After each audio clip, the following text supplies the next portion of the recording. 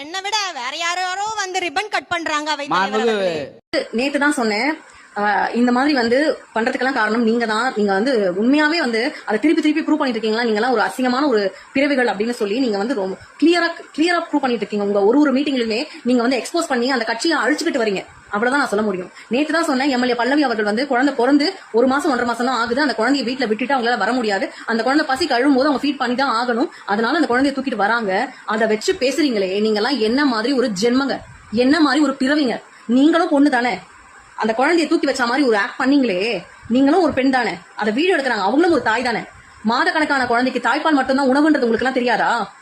அவங்க கவர்மெண்ட்ல வேலை செய்யறாங்க, எம்எல்ஏவா இருக்காங்கன்னும் போது அவங்களால அந்த ஒரு லீவை கூட எடுக்க முடியாது. தாய்மைக்கான ஒரு லீவை கூட எடுக்க முடியாம பதவி ஏத்துட்டாங்க. அதனால அவங்க வந்து ஒர்க் பண்றாங்க.